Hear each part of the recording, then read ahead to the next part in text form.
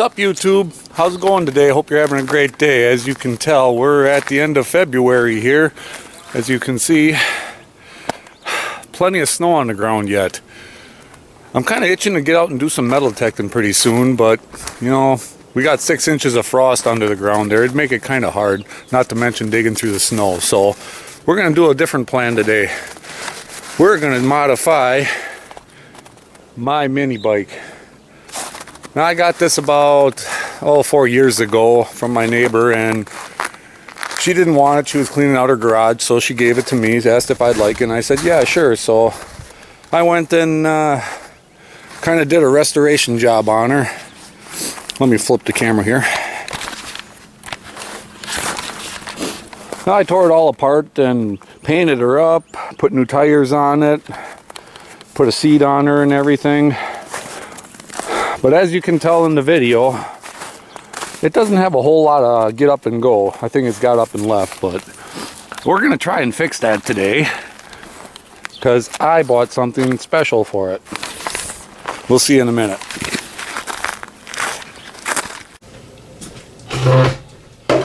Sorry about that, guys. I had to come in and get myself a cup of coffee and warm up. It's a little bit brisk out there, so anyway, talking about the mini bike. It's, for starters, it's underpowered. It's only got a 3 horsepower engine in it.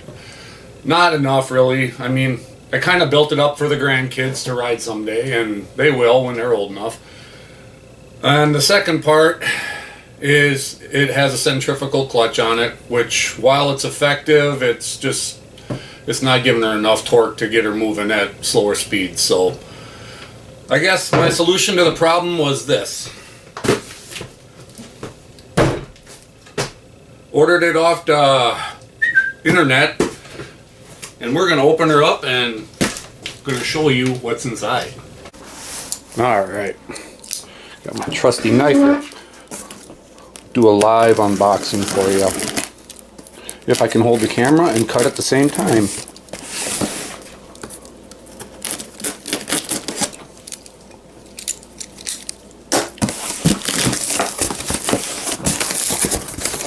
So I ordered this off of eBay.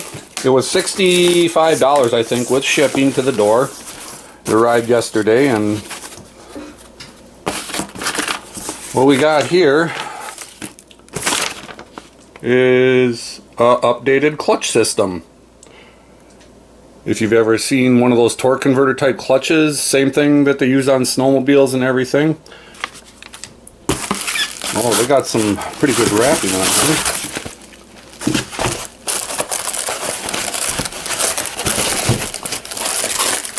Get this open. I need my knife for this again. Yeah.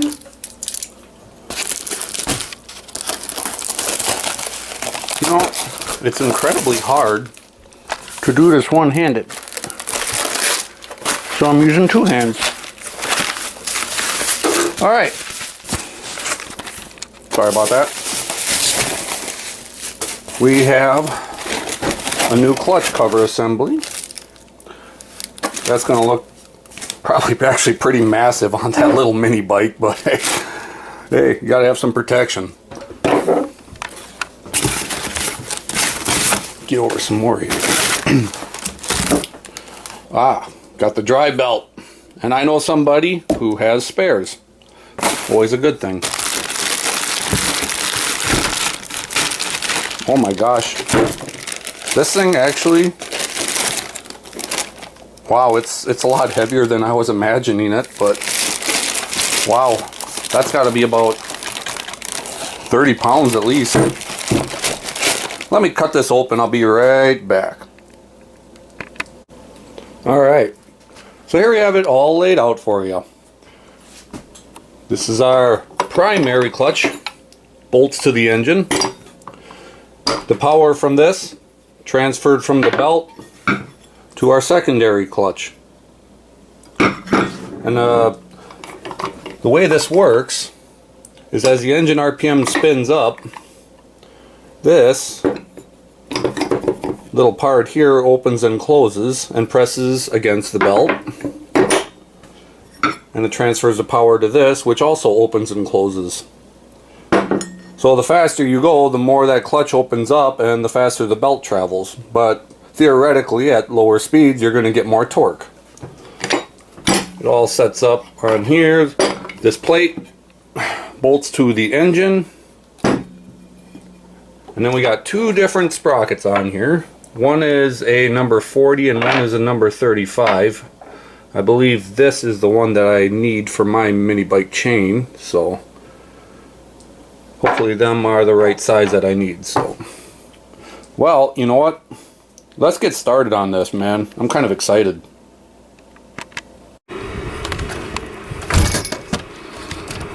You know, I was gonna bring the mini bike into the garage and kick the heater on, but you know what? Doggone it.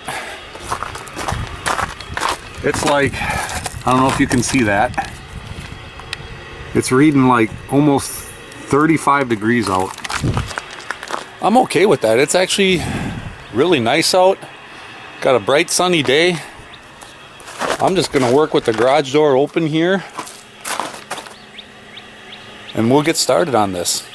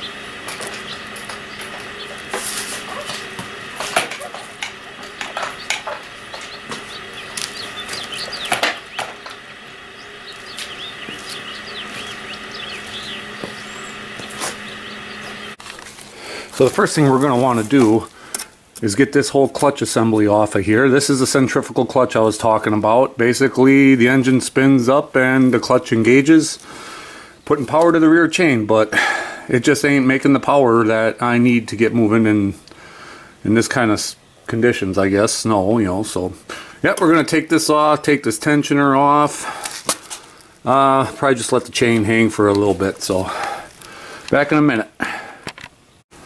Okay, so I got the tensioner off. It's laying on the ground here. It's kind of worn out junk. But now I'm kind of looking for the master link on here, and you know what? I'm not seeing it on this side, so I think it might be on the other side. Let's take a look.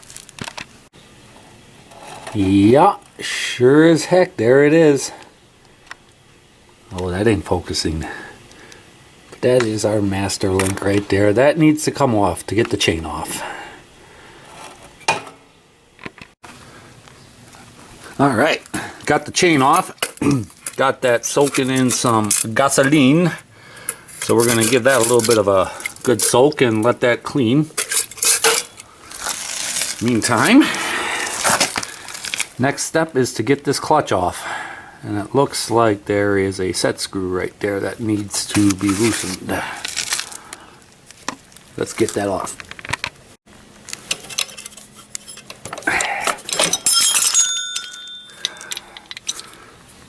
So that is my centrifugal clutch. Actually, it's kind of worn out anyway, so it probably needed to be replaced anyway. Alright, so I got this homemade chain guard I made out of an old tin or something. I don't know what the heck I got it from, but that went on here and protected you from getting your clothes caught in the chain. That's junk. Alright, so got this all off here, and you know, I'm kind of seeing maybe an issue here where this may not work so good. What I'm seeing is this gas tank sticks out farther than the block of this engine. And so when I put this plate on, I'm thinking that it's going to be hitting this gas tank before I can get the bolts tightened on the engine. But we're going to find that out here real shortly. Well, gosh darn it, a feller just can't catch a break around here. What I thought was going to be an easy project, simple, bolt on, nope, not today. So, my suspicions have been confirmed.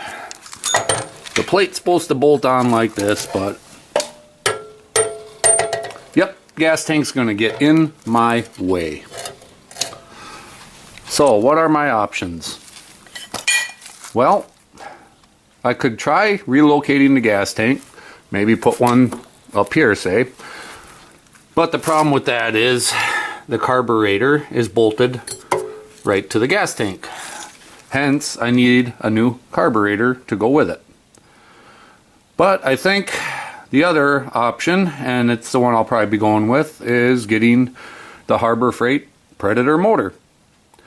So, yeah. The problem with that I'm seeing is the gas tanks for Harbor Freight motors are, I think, well, maybe they're in the front of the engine more, so maybe it wouldn't be a problem. I'll have to do some research on that. But yeah, we may have clearance issues with the gas tank and being able to get fuel into it when we need to, because without gas, this thing ain't going to be much fun.